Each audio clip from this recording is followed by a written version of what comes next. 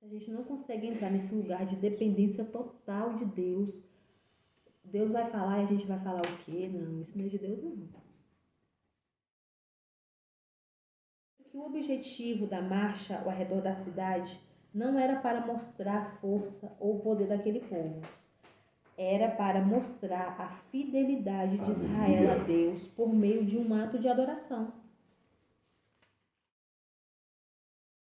A solução de algo na nossa casa, na nossa família, é pelo meio da adoração.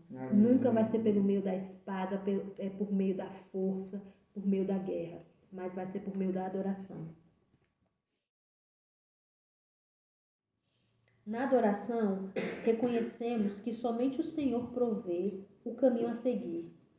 Nossa vida com Deus é sustentada e movimentada não pela execução de nossos planos, de nossas batalhas, mas pela dobra de nossos joelhos em humildade e adoração àquele que nos criou, nos redimiu e nos sustenta fortes e corajosos.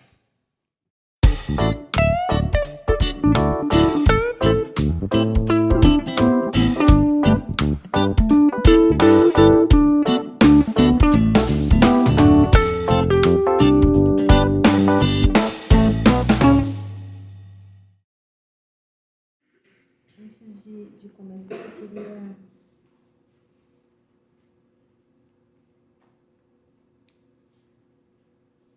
eu queria compartilhar algo que aconteceu comigo hoje.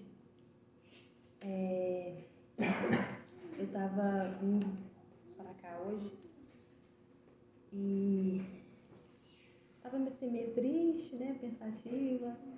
E aí entrei no ônibus e estava vindo. Aí uma senhora entrou e sentou do meu lado. O ônibus estava meio vazio. E aí ela olhou para mim e falou: "O Senhor é contigo." Eu disse: "Amém." Aí começamos a conversar. Aí ela começou a contar a história dela, falou que era viúva e estava desempregada, foi despejada da casa dela e com os filhos e não sabia mais o que fazer. E Deus havia mandado um homem para ajudar ela. E aí esse homem conseguiu uma casinha, um barraquinho, um assentamento para ela. Conseguiu alimento, conseguiu roupa, comida, conseguiu colocar os filhos na escola, conseguiu arrumar um emprego para ela. E aí ela falou que... Aí ela, né, procurou assim dentro da bolsa, aí falou assim que ele tinha dado o número dele para ela, para quando ela precisasse de oração, né, ele orasse por ela, quando ela estivesse precisando de alguma coisa. E aí quando ela tira o papel na bolsa, ela me mostra, aí eu reconheço a letra. Eu ia falar isso agora, não, pastor Cleitão? Olha, cara. Aí tinha o telefone dele e o telefone da senhora. Eu ainda falei isso agora. Aí eu olhei assim e falei: "Senhor, eu não acredito." E aí eu falei: amém. Aleluia, Jesus, glória a Deus. E aí eu vim refletindo, né? Você não conheceu a letra? Como o fato de você não entender o que estava escrito.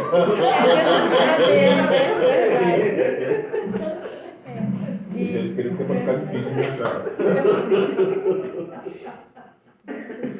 E aí era para acontecer mesmo, porque parece que ela tinha perdido o ônibus e aí precisou pegar aquele que eu tava, né? E aí eu lembrei de algo que o pastor Cleiton escreveu uma vez, que vamos ajudar pessoas e a gente nunca vai saber o que foi que aconteceu.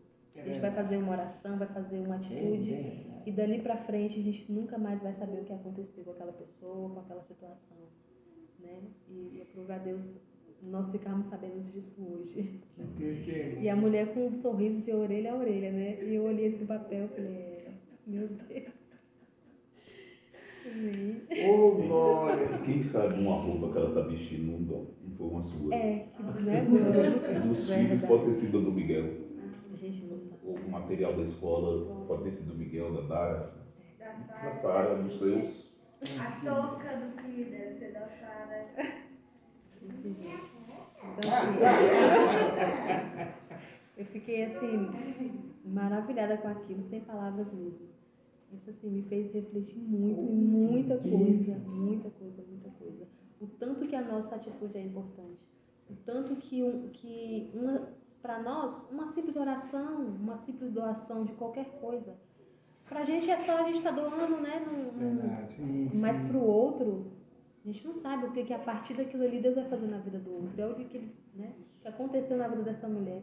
E ninguém de nós estávamos sabendo disso. Nem íamos ficar sabendo se Deus não permite, né? Mas amém. Amém, aleluia. Eu queria hoje só compartilhar um pouco do que eu tenho aprendido com os nossos pastores. Amém.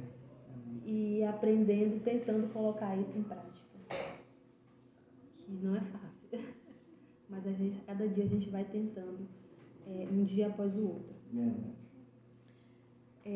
No livro de Josué,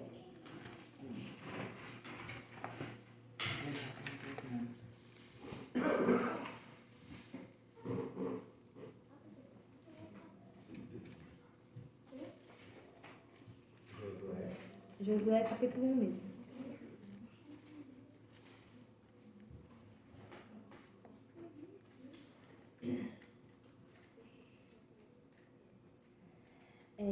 Deus ele fala algo muito... Tudo que Deus fala é muito importante. Josué capítulo 1 mesmo. Tudo que Deus fala é muito importante. Tudo que Deus fala é essencial. E Deus fala algo muito assim que me chamou muita atenção no capítulo 1, no versículo 2. Deus fala assim para Josué: Moisés, meu servo, é morto. Dispõe-te agora. Deus fala para Josué: dispõe-te agora. Deus não fala, daqui a uma semana você vai, daqui a um mês. Não, ora mais um pouquinho e depois você vai. Deus fala agora. E eu vejo Deus falando conosco hoje. A hora é agora. Amém. Não tem amanhã, não tem semana que vem, é agora. E aí eu fiquei me perguntando, meu Deus, o que eu estou esperando? O que nós estamos esperando? O que está faltando para a gente poder ir para esse agora? A gente está esperando amanhã chegar, nós estamos esperando Deus confirmar, alguma coisa acontecer? Não, Deus já disse aqui, dispõe-te agora, é já, não é amanhã, não é daqui a pouco, é agora. Mas agora para quê? Agora para ser forte, agora para ser corajoso, para ter cuidado no tocante à sua palavra, para não errar, como ele fala para Josué. Por que nós erramos tanto? Porque nós não prestamos atenção, como o nosso pastor falou há pouco, nós não prestamos atenção nas palavras, nós não ouvimos aquilo que Deus está falando, nós não lemos correndo, nós não lemos com cuidado, nós não lemos na intenção de entender o que Deus quer falar para nós. É por isso que nós erramos tanto. E Deus alerta Josué sobre isso.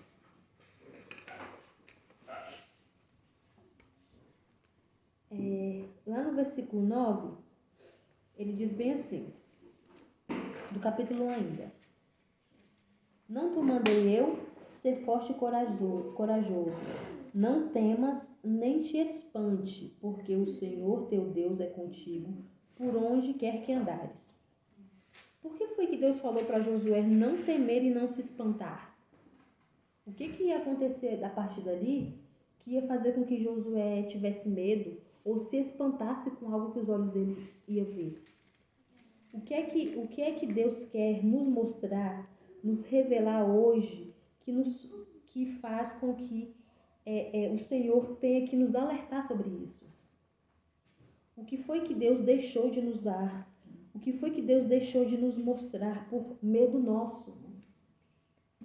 Por covardia nossa? Por falta de ousadia nossa? É verdade. O que foi que Deus deixou de nos dar porque nós não escutamos a sua palavra? Meu Deus. O que foi que Deus deixou de agir na vida do outro porque nós não deixamos de ir no agora que Deus falou? Porque quando é com a nossa vida, quando nós perdemos algo, tudo bem, nós perdemos. Mas e quando o outro perde algo por nossa causa? E quando há uma família que perde algo? Uma rua, uma vizinhança, uma cidade, uma nação que perde algo por nós não irmos na hora que Deus falou que era para ir.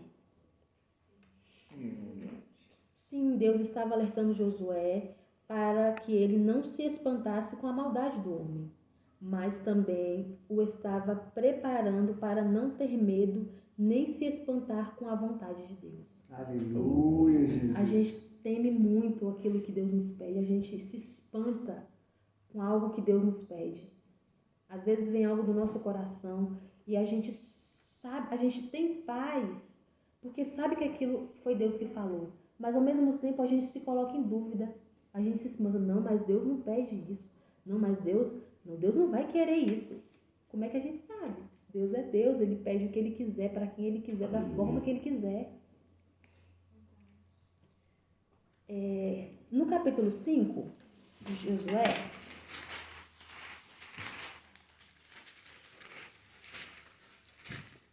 a partir do versículo 13, do 13 ao 15, Deus aparece para Josué pouco antes de Deus dar as instruções de como ele derrotaria Jericó. Então Josué pergunta se aquele homem é do povo dele ou é do povo adversário. E o homem responde não. Ele não diz para Josué que é do povo de Josué e também não diz que é do povo adversário. O Senhor não estava presente ali para servir os desejos de Israel. Pelo contrário, Deus chamava o povo para servir seu caminho, para guardar e praticar sua palavra.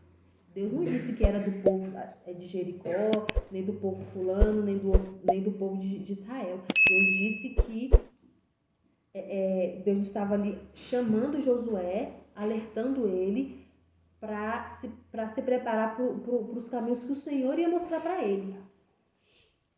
Então Deus ele não está à disposição para fazer a nossa vontade. Aleluia. Deus não está à disposição para arrumar a minha casa, para me dar um carro, para me dar uma roupa nova, um emprego novo. Não. Deus, Ele pode me dar tudo isso? Pode. Mas Ele vai me dar com um propósito estabelecido. Ele não vai me dar simplesmente porque eu quero. Ele não deu a vitória a Josué em Jericó simplesmente porque Israel quis, simplesmente porque Josué quis. Não. Por causa de um propósito. Para conquistar Jericó, Israel teve que reconhecer que Deus lutou por eles, que não havia nenhuma maneira possível de eles vencerem sem as orientações do Senhor. Não tinha estratégia humana que eles pudessem mentalizar para poder conseguir ganhar aquela guerra se não fosse a orientação de Deus. Não tinha como. Eles podiam estar armados da forma que fosse. Não tinha como humanamente eles conseguirem derrubar aquela muralha sem a mão do Senhor operando ali, agindo ali naquele lugar. Há momentos em nossas vidas em que a vontade de Deus pode parecer sem sentido. Deus continuamente nos empurra, e a palavra é essa mesmo, nos empurra para além, muito além do que temos entregado a Ele. Deus nos empurra porque nós somos tão lentos no que diz respeito às coisas de Deus. Nós somos tão preguiçosos. Às vezes, para a gente se arrumar para uma festa, para a gente ir para um casamento, ser madrinha, nossa, mas é assim, ó. A gente pensa na roupa um mês antes. Uma viagem, a gente prepara a mala 3 meses antes, se for possível. Mas para as coisas de Deus nós somos lentos demais.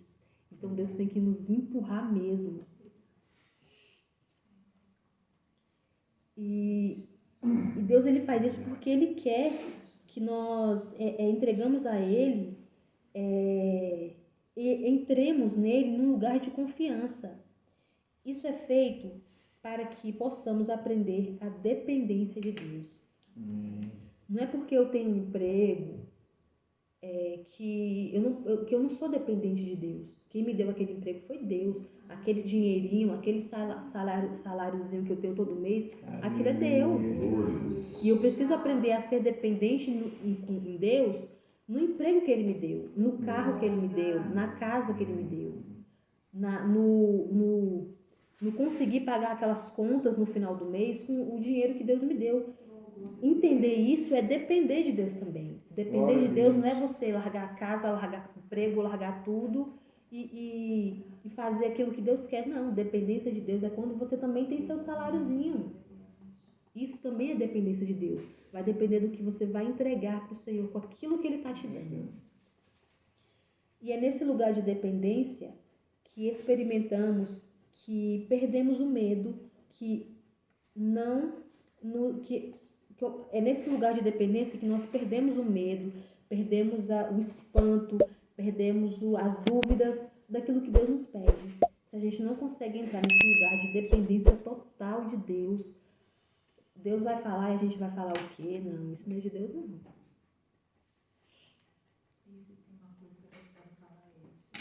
É verdade.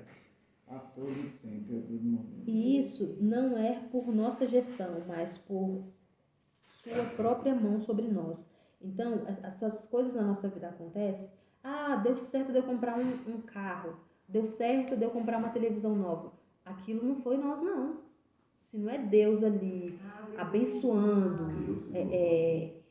abrindo as portas, não pense que a televisãozinha nova, que a roupinha nova foi assim, meu suor, meu sacrifício. Eu falava muito isso.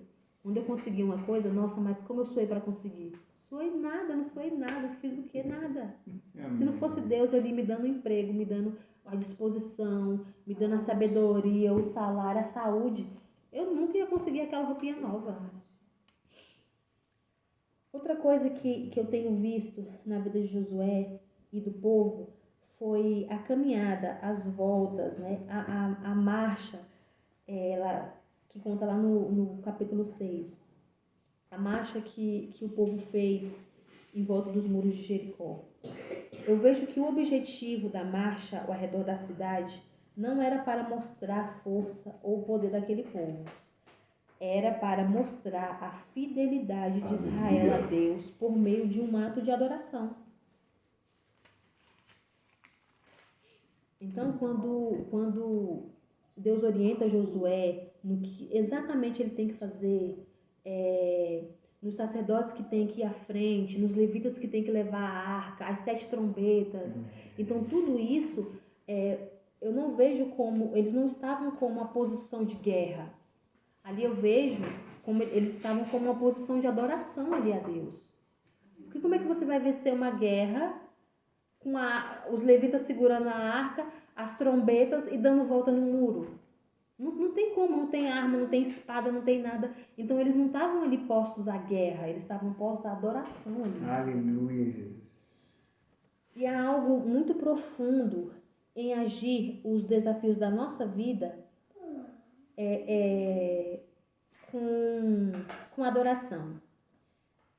Em vez da gente agir, e a gente sempre faz isso, em vez da gente agir perante um problema com sabedoria, com entendimento, com sutileza, tentando entender, tentando escutar a voz de Deus, não, a gente age com agressão, a gente age com...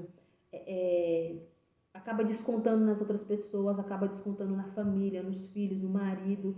E assim, o que nós temos que fazer, que eu absorvi disso, é que quando a gente tiver um desafio, um problema, vamos agir com adoração, vamos agir com sabedoria. Em vez da gente estar lá murmurando, vamos adorar o Senhor, assim como eles fizeram. Eles não pegaram espadas, primeiramente ali, eles não pegaram espada, não pegou canhão, não pegou nada. Eles fizeram o quê? Adoraram ao Senhor ali.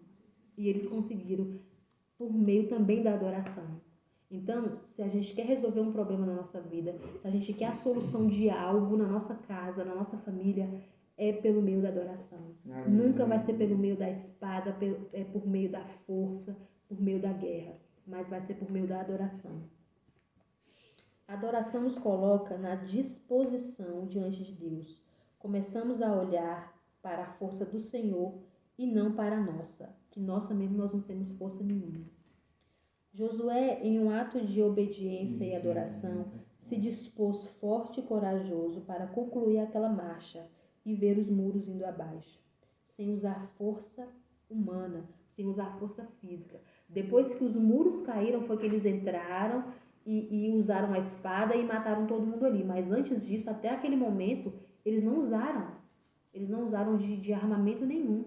Tudo ali foi pela vontade de Deus, foi pela obediência do povo e foi pela adoração que eles fizeram ali, a confiança, a fé que aquilo ali ia resolver. Na adoração, reconhecemos que somente o Senhor provê o caminho a seguir. Nossa vida com Deus é sustentada e movimentada não pela execução de nossos planos, de nossas batalhas, mas pela dobra de nossos joelhos em humildade e adoração àquele que nos criou, nos redimiu e nos sustenta fortes e corajosos. Por isso, meus irmãos, a hora de derrubar todas as muralhas de nossas vidas que nos impede de nos relacionarmos profundamente com Deus é agora, é já, é neste exato momento. As muralhas da nossa vida somos nós mesmos que construímos com a nossa negligência, eu não tenho nem palavras assim para dizer o tanto que nós somos falhos perante o Senhor. E isso vai construindo muros, barreiras, obstáculos, que depois de uma caminhada, de uma trajetória, é nós mesmos que vamos ter que ir lá e derrubar. E não vai ser por meio de força, por meio de espada, vai ser por meio de adoração, de joelho no chão, Aleluia. de fé, de entendimento, de sabedoria e de entrega àquilo que Deus nos pede, seja o que for, seja o que for. Amém?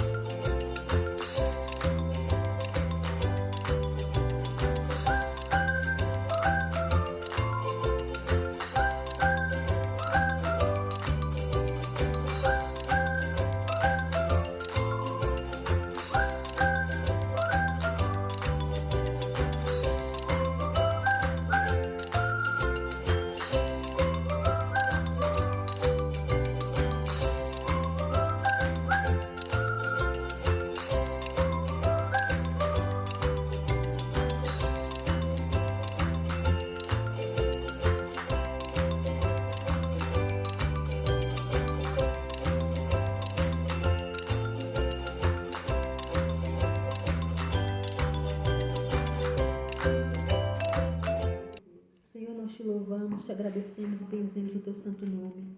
Senhor, nós queremos te agradecer pela tua palavra, Senhor. Muito obrigado, Deus. Senhor, que hoje, Pai, nós possamos derrubar os muros das nossas vidas. Derrubar, Senhor, os obstáculos, as muralhas que nos impedem, Senhor, de sermos fiéis a Ti, Senhor, de uma totalidade só. Pai, nós queremos te agradecer porque o Senhor tem sido... Pai, o Senhor tem nos suprido sim, Pai, com tudo. Nenhum de nós aqui pode abrir a boca e dizer que faltou alguma coisa, Pai. E com isso, Pai, nós temos que apenas agradecer, louvar, adorar a Ti a todo tempo e a todo instante, Senhor. E assim, derrubando, Senhor amado, os impedimentos das nossas vidas, Pai, possamos entrar em lugares, em ambientes profundos em Ti, Pai, em nome de Jesus. Assim, cada um na sua particularidade, cada um naquilo que sabe o que está entregando a Deus, cada um naquilo que sabe onde precisa ser melhorado, onde precisa ser trabalhado, que o Senhor nos ajude, em nome de Jesus e para a glória do Teu santo nome. Obrigado mais uma vez pela Tua palavra, obrigado mais uma vez pela essa oportunidade, Senhor amado, e essa responsabilidade. Amém, Senhor, nós te louvamos. Amém. Glória a Deus. Glória a Deus. Louvado seja o nome do Senhor.